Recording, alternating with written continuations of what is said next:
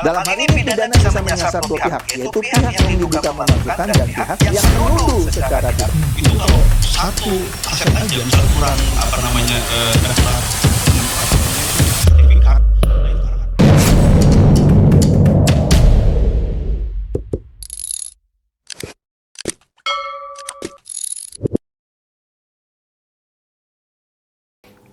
Halo Bapak Ibu, saudara-saudari sekalian, lovers and haters. Salam cerdas Indonesiaku. Jumpa lagi kita pada kesempatan kali ini. Bagi Anda yang belum subscribe channel saya, silakan subscribe channel saya. Tekan loncengnya agar Anda dapat notifikasi setiap kali saya mengupload video-video saya. Kali ini saya akan membahas mengenai sesuatu yang menurut saya, kebablasan atau berlebihan gitu ya. Ya, dalam sebuah acara,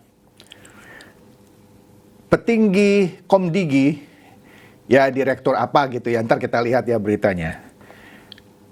Dia mewacanakan bahwa nanti jual beli handphone bekas akan diperlakukan sama seperti jual beli motor atau mobil bekas. Ya, harus balik nama, astaga, handphone aja harus balik nama, jual beli bekasnya. Kok sesuatu yang mudah dibikin sulit ya di negara ini? Betul, saya pendukung pemerintah. Cuma kalau ada kementeriannya atau pejabatnya yang menurut saya nyeleneh gitu ya, perlu kita kritisi gitu ya. Tidak semua pembantu presiden atau pejabat-pejabatnya itu, mohon maaf, melakukan tugasnya dengan profesional. Saya kritik ini. Oke, tapi sebelum masuk ini juga saya mau mengkritik lagi nih, melanjutkan konten saya yang sebelumnya, yaitu tentang kelangkaan BBM di SPBU swasta. Ya kan, kita tahu SPBU swasta stoknya habis. Katanya itu sudah batas impornya sudah terpakai semua. Kita sudah bisa tebak, kenapa bahan bakunya itu habis sebelum akhir tahun?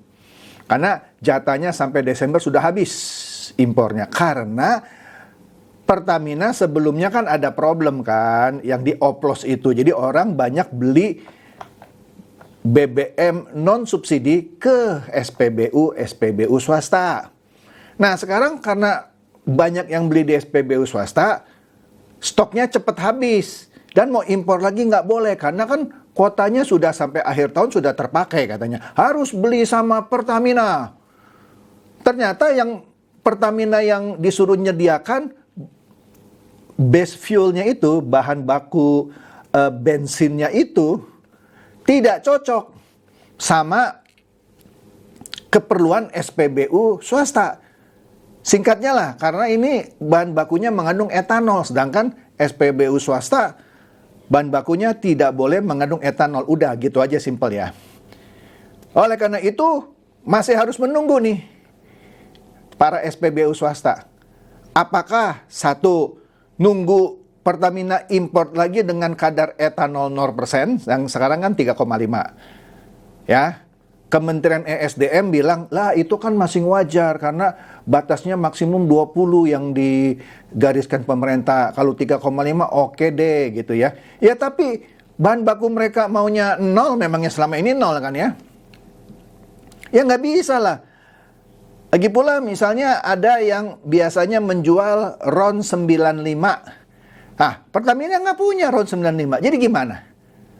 Shell misalnya, dia kalau untuk Jawa Timur, ternyata ada kesulitan bagi Pertamina untuk melayani itu. Dan banyak lagi lah. Yang nggak bisa lah. Bahlil itu bilang suruh beli sama Pertamina, tapi Pertamina nggak ready. Udah, singkat gitu aja.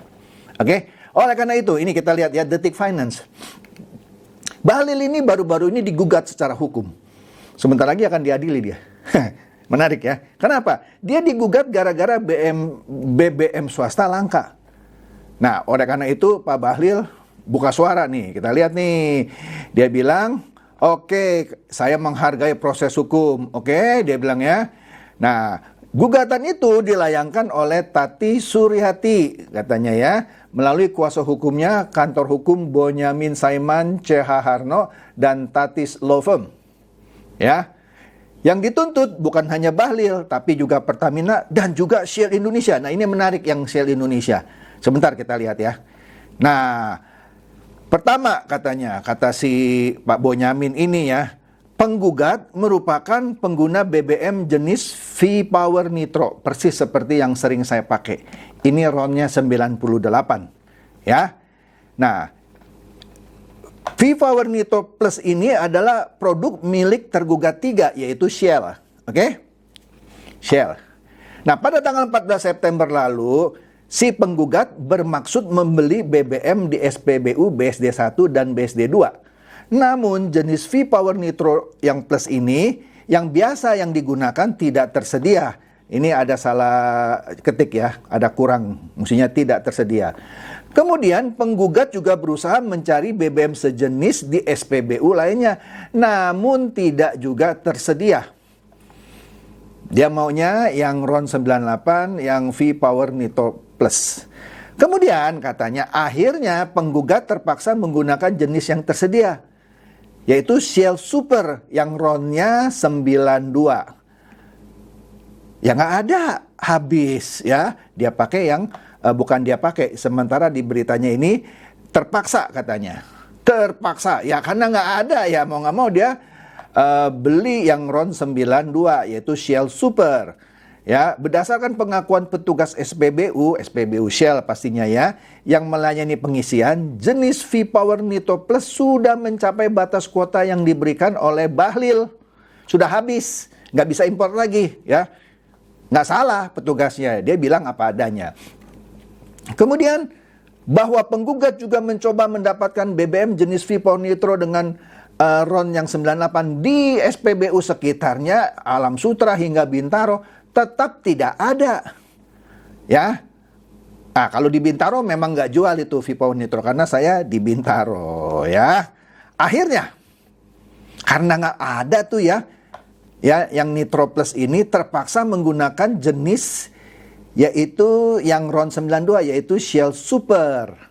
Ya nggak ada, ya beli yang 92. Nah, di sini Bahlil atau tergugat 1 dinilai sengaja telah melakukan perbuatan melawan hukum sebagaimana diatur dalam pasal 12 ayat 2 Peraturan Presiden 191 2014, yaitu yang menyatakan bahwa setiap badan usaha memiliki hak dan kesempatan yang sama melakukan impor minyak bumi asalkan mendapat rekomendasi dari Kementerian ESDM dan izin dari Kementerian Perdagangan. Ya, jadi dinilai sengaja nih Bahlil nih ya, bikin susah. Padahal tinggal kasih izin kan impor lagi, ya. Begitulah. Jadi menurut Bonyamin, pemaksaan yang dilakukan oleh Bahlil tergugat 1 untuk ini ya, Shell atau yang lainnya itu membeli base fuel melalui tergugat 2, bahan baku dasar BBM gitu ya, base fuel ya. Dalam hal ini tergugat 2 adalah Pertamina, dinilai telah melanggar hak dan kesempatan bagi tergugat 3, bagi Shell. Dan bagi yang lain-lain juga lah, seperti Vivo, Exxon, dan BP ya. Dan dampaknya sangat dirasakan oleh penggugat sebagai pengguna BBM jenis V-Power Nitro yang RON-nya 98. Yang pastinya akan berbeda dengan base fuel meskipun memiliki RON 98. Ya, maksudnya kalau pakai yang Pertamax Turbo yang 98 pasti beda katanya, ya kan? Sementara, nah ini yang menurut saya agak janggal nih. Malah kebablasan menurut saya ya. Shell dianggap tidak mampu melindungi penggugat sebagai konsumen yang berhati-hati dalam menentukan pilihan BBM kepada BBM jenis V-Power Nitro RON yang 98. Aduh, menurut saya Shell bukan tidak mampu, memang habis. Bagaimana dibilang Shell dianggap tidak mampu melindungi penggugat? Kalau ini saya nggak setuju. Kalau tadi tergugat 1 dan 2, setuju saya. Kalau tergugat 3, Shell juga dituntut gara-gara nggak punya BBM-nya. Keterlaluan ini tuntutannya. Lanjut deh. Penggugat terpaksa menggunakan BBM yang tersedia, yaitu Shell Super yang RON 92. Sehingga khawatir katanya. Biasa pakai yang 98, sekarang mau nggak mau pakai 92, jadi khawatir terjadi kerusakan. terjadi nggak kerusakannya? Cuman khawatir kan? Nah gara-gara khawatir dia nuntut Shell. Aduh, ini udah kebablasan. Tapi oke, lanjut ya. Jadi ada yang saya setuju, ada yang saya tidak setuju. Ya, dia khawatir terjadi kerusakan pada kendaraan yang telah terbiasa menggunakan yang RON 98 tadi, yang V-Power Nitro Plus ya. Dikatakan penggugat mengaku khawatir karena hal itu dapat menimbulkan kerusakan. Cuman khawatir, takut rusak. Boleh aja sih khawatir. Sehingga walaupun sudah isi gitu ya, tidak menggunakan. Lah pertanyaannya kenapa lu isi? Dia isi, udah isi khawatir. Nah karena khawatir dia tidak menggunakan kendaraannya itu sejak tanggal 14 September sampai saat ini. Sehingga kerugian material yang diderita selama 2 minggu adalah setara dengan 2 kali pengisian BBM V-Power Nitro RON 98. Nggak ngerti saya nih dasar tuntutannya ya. Jadi 2 kali Rp560.820 yang setara dengan Rp1.161.240.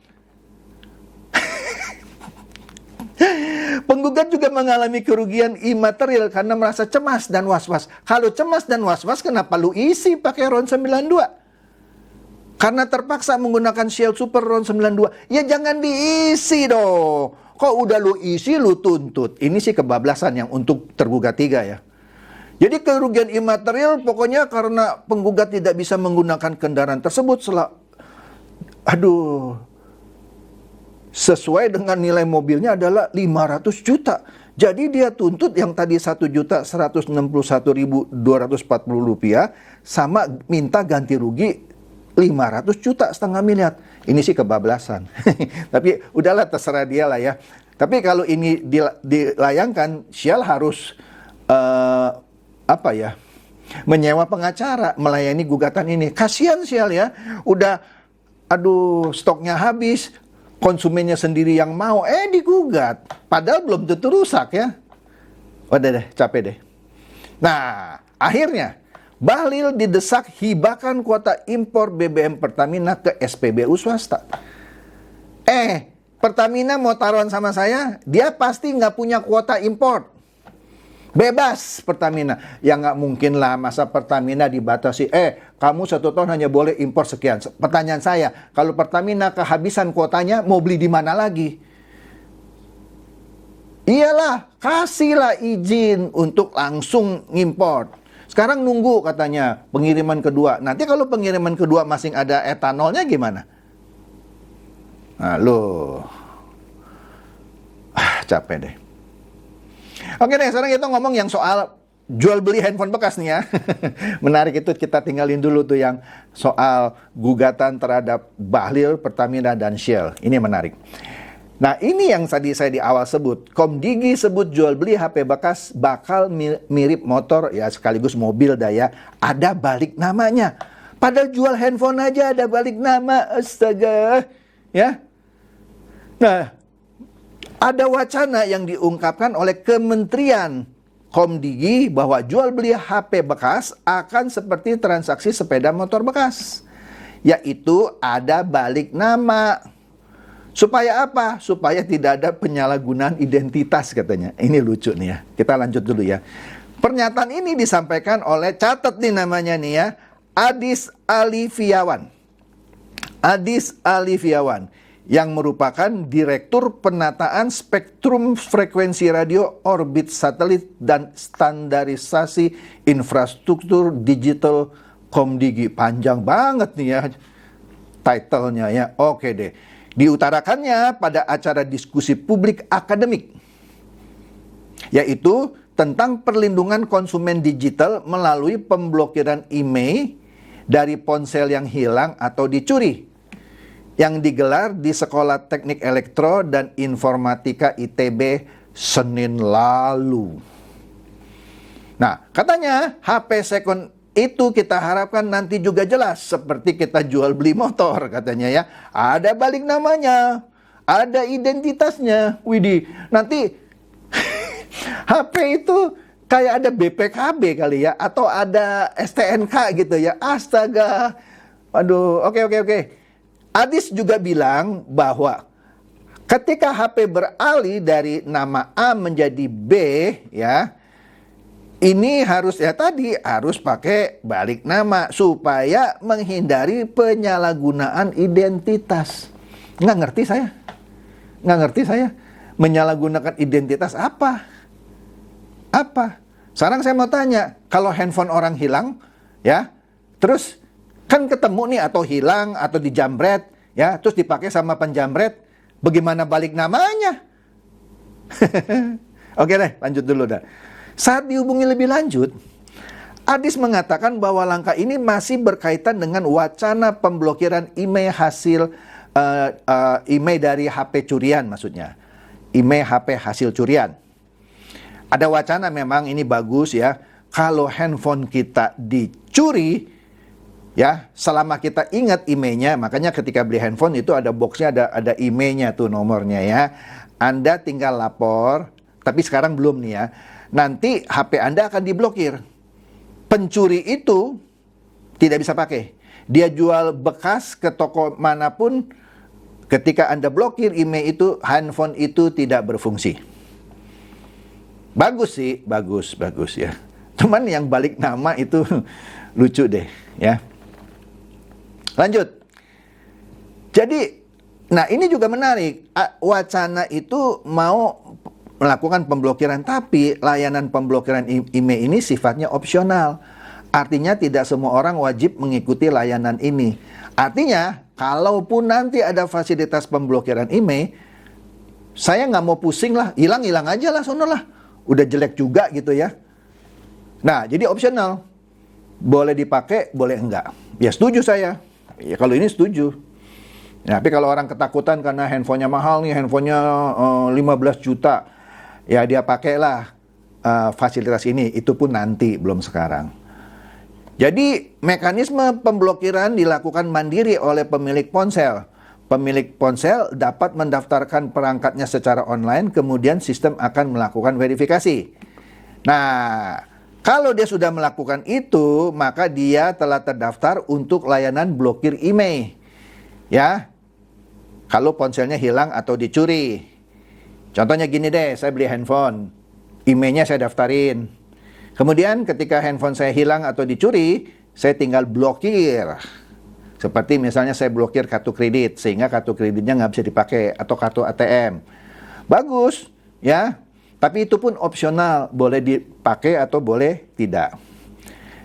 Nah, jadi ketika perangkat ponsel berpindah tangan secara sah, katanya seperti transaksi jual beli, ya, maka pemilik lama cukup menghentikan atau unrek layanan blokir atas perangkatnya.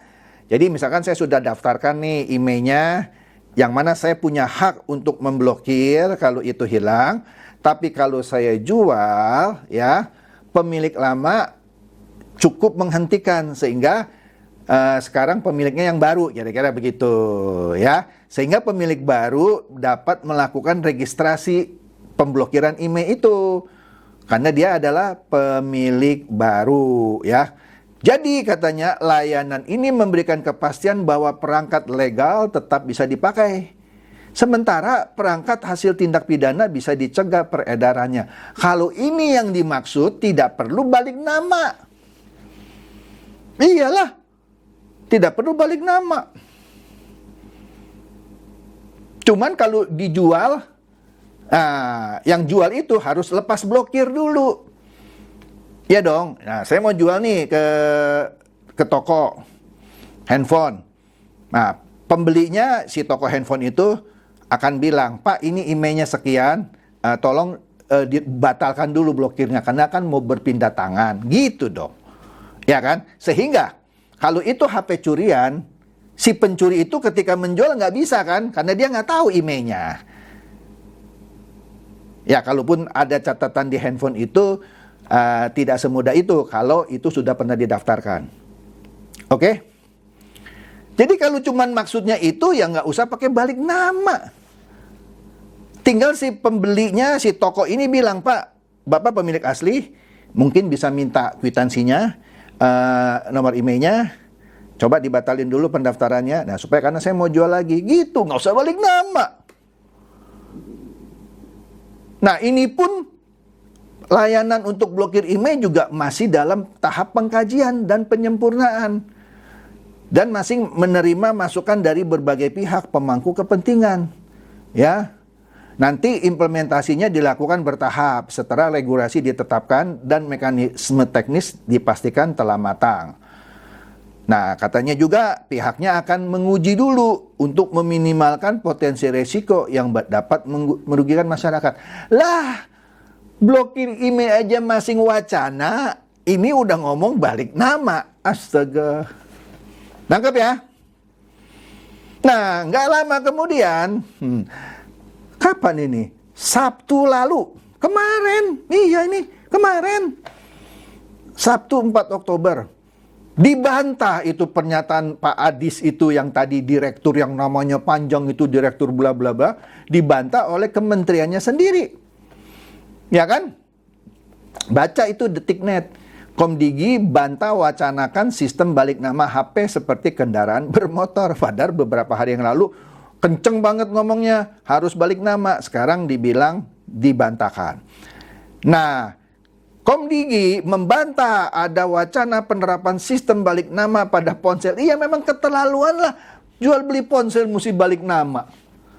Nanti ada dokumen ini dong. Aduh. Ya.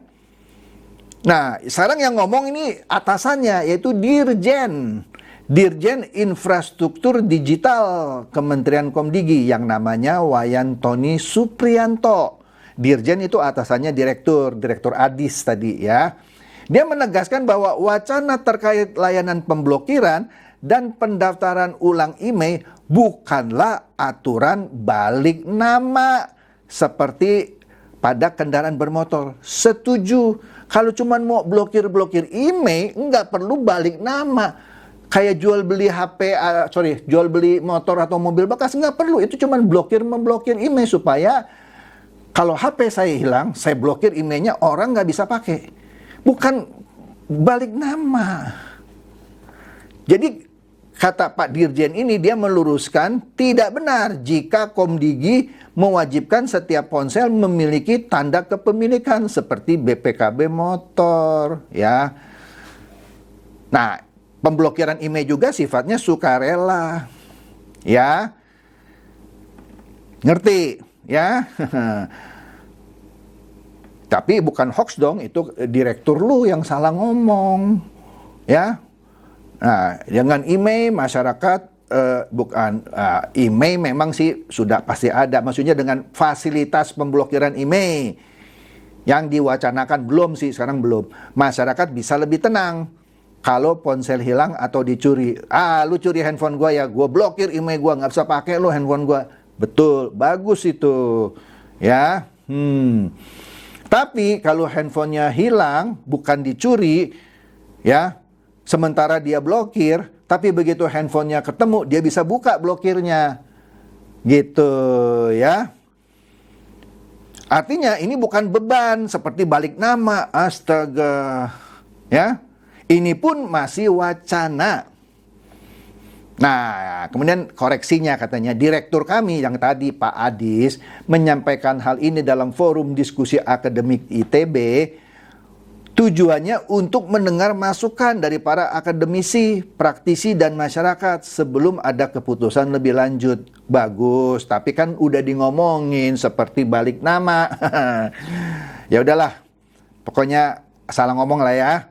Jadi melalui klarifikasi ini, Komdigi menekankan kembali wacana kebijakan blokir email secara sukarela ini adalah upaya melindungi konsumen, setuju, dan menjaga keamanan ekosistem digital Indonesia, bukan menambah aturan birokratis yang memberatkan masyarakat seperti harus balik nama.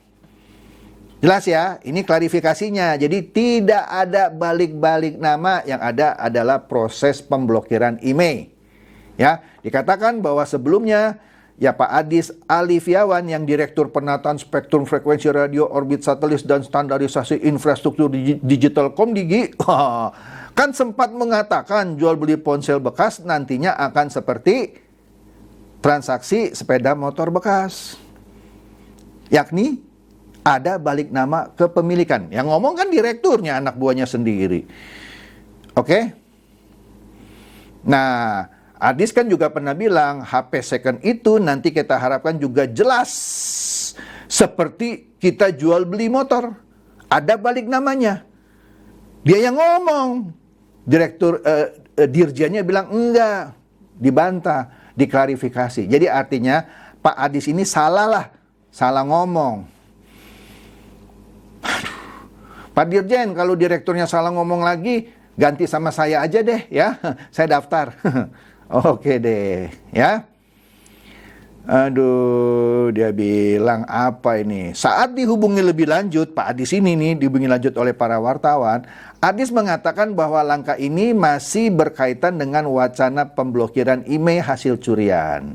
Ya kan? Yang mana itu pun sifatnya sukarela. Ya, jadi langkah ini, maksudnya langkah tadi balik nama, berkaitan dengan wacana pemblokiran email. Jadi saya bingung ini direktur ngomong di forum akademik, ya, sesuatu kebijakan sudah diputuskan belum di kementerian soal balik nama? Kalau sudah dan direkturnya ngomong dibantah sama dirjennya dong yang nakal. Orang kementerian sudah ngomong akan ada balik nama dan disampaikan dengan benar oleh Pak Adis, tapi dibantah sama dirjennya. Kasihan Pak Adis. Kalau benar sebenarnya wacana balik nama itu ada.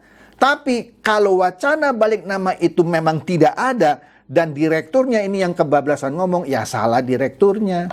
Makanya saya daftar nih sama Pak Dirjen. Ya, sorry lah saya bercanda. Saya nggak perlu jadi direktur di Komdigi, cuma bercanda. Oke?